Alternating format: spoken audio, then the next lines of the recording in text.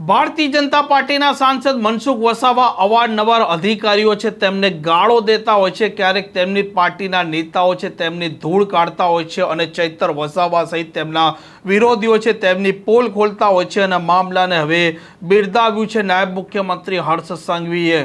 વૈષ્ણવજન તો તેને કહીએ જે પીડ પરાઈ જાનાને રે। નમસ્કાર, આપ જોઈ રહ્યા છો નવજીવન ન્યૂઝ અને હું છું આપણી સાથે તોફિક ગાંચી। ભાજપના સાંસદ મનસુખ વસાવા ઘણા સમયથી આકરા તેવરો અપનાવી રહ્યા છે, કેમ કે સાગબારાના આદિવાસી ખેડૂતો આંદોલન કરી રહ્યા છે અને આદિવાસીના પડખે સાંસદ મનસુખ વસાવા ઊભા છે અને તે તેમની પાર્ટી છે તેના સામે પણ બોલતા ખચકાતા નથી। ક્યારેક અધિકારીઓને તે ગાળો દેતા હોય છે તો ક્યારેક તેમના વિરોધી ચૈતર વસાવા સહિતના લોકો છે તેમને પણ તે આડે હાથ લેતા હોય છે અને કામગીરીને લઈને નાયબ મુખ્યમંત્રી હર્ષ સંઘવીએ શું ઘટસ્ફોટ કર્યો છે તે પણ સાંભળી લઈએ।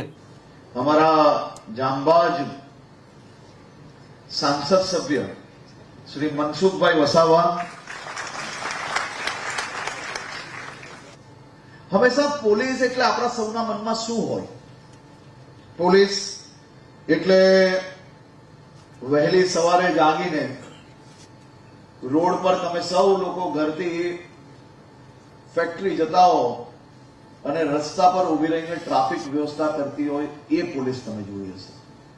પોલીસ એટલે વાર અને તહેવારોમાં બધા જ ધર્મના સૌ નાગરિકોની જે કોઈ એ લોકોની રીતિ રિવાજ છે, એ લોકોના જે ધાર્મિક તહેવારો છે બધા જ સારી રીતે થઈ શકે એની વ્યવસ્થા કરતા તમે પોલીસને જોઈ હશે।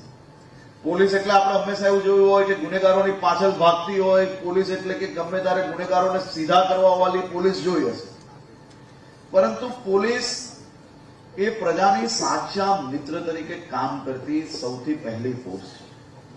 સામાન્ય રીતે તમે આ લાખો લોકો કામ કરતા હોય એમાંથી એક નાના મોટી ઘટના બની જાય ને એને જોઈને આપણે પોલીસના માટેનું પરસેપ્શન બનાવી લેતા હોઈએ છીએ, પરંતુ હું આપ સૌને વિનંતી કરું છું ક્યારેક નજીક જઈને પોલીસને જોવી જોઈએ।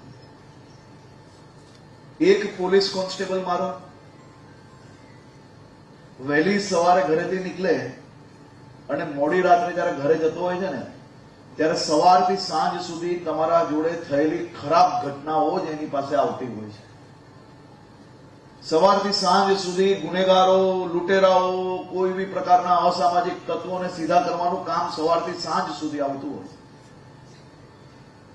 છે અને મોડી રાત્રે જયારે ઘરે પાછો ફરતો હોય ત્યારે અનેક લોકોને ન્યાય અપાઈને ઘરે જતો હોય છે, પરંતુ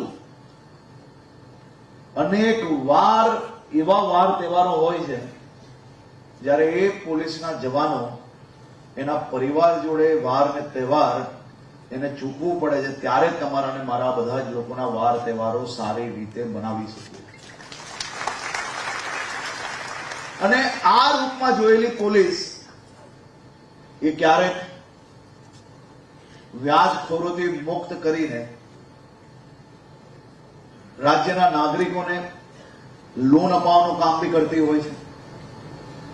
આજ પોલીસ જે હજારો મોબાઈલો દેશભરમાંથી શોધીને લોકોને તેરા તુજકો અર્પણના માધ્યમથી કોર્ટના ધક્કા ખવડાવ્યા વગર પરત કરાવવાનું કામગીરી બી કરતી હોય છે।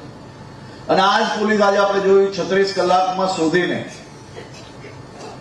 પૂરેપૂરો ચેક કંપનીને સુપ્રત કરવામાં બી કામગીરી કરતી હોય છે।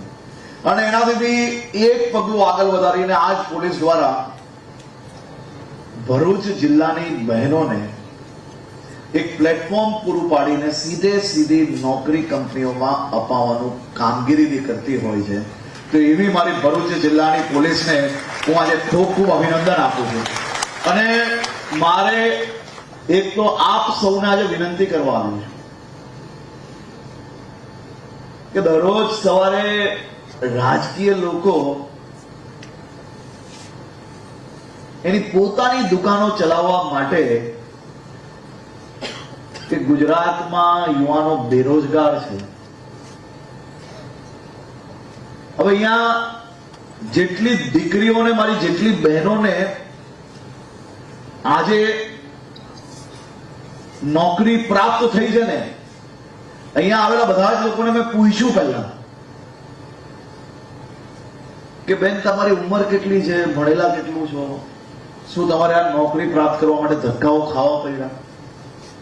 કોઈક 19 વર્ષના, કોઈક 20 વર્ષના, કોઈક 22 વર્ષના, કોઈ 40 થી 45 વર્ષના જે પરિવારમાં સહભાગી થવા માટે કામ કરશે, તમે વિચારો એમના પરિવારની સામાજિક પરિસ્થિતિ કેટલી સુધરી જશે. કોઈ બીએસસી ભણેલી, કોઈક બેન બીકોમ ભણેલી, કોઈક બેન મધ્યમ ઉંમરના બહેનો જરાય ભણેલા નથી તો એને નોકરી આપણા જ ભરૂચ જિલ્લામાં આજે પ્રાપ્ત થઈ. કોઈકનો પહેલો પગાર 22,000 તો કોઈકનો પહેલો પગાર 30,000 રૂપિયા તો કોઈકનો પહેલો પગાર 17,500 રૂપિયા.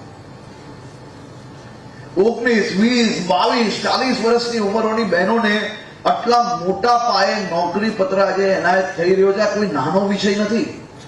આ 550 થી વધારે બહેનો, એટલે તમે વિચારો કે 550 થી વધારે પરિવારની અંદર સામાજિક પરિસ્થિતિઓની અંદર કેટલો મોટો બદલાવ લાવવામાં આપણે સફળતા પ્રાપ્ત થશે. આ કોઈ નાનો વિષય નથી. અને આ હું નથી કહેતો, અમે તો માત્ર માધ્યમ બન્યા. અહીંયા પહેલી લાઈનમાં બેસેલા લોકોએ નોકરી આપી છે અને પાછળની લાઈનમાં બેસેલા લોકો આવનારા દિવસોમાં તમારી ફેક્ટરીઓને તમારા સપનાઓ સાકાર કરવા માટેના સહભાગી બનવાના છે. આ કોઈ નાનો વિષય નથી. પરંતુ એમાંય પાછું 70% થી વધારે બહેનો આદિવાસી પરિવારના છે. મારી આદિવાસી બહેનો એમના જ ગામડામાં, એમના જ તાલુકાની નજીકમાં એમને નોકરી મળશે અને ગામડામાં પરિવારને વધુ મજબૂત કરવા માટે એ સહભાગી બનશે. આનાથી મોટો વિષય કઈ ના હોય છે.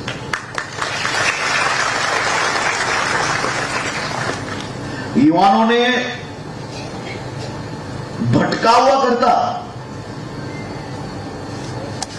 એના માટે મદદગાર બનવું એ વધારે મહત્વનું છે.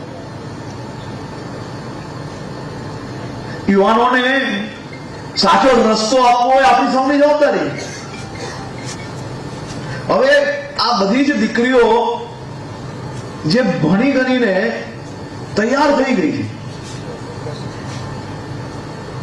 એના માટે આપણે શું કરી શકીએ? એના માટે આ જ પ્રકારની સૌથી વધુ વ્યવસ્થાઓ, ઇન્વેસ્ટમેન્ટો વધુમાં વધુ આવે આ વિસ્તારોમાં.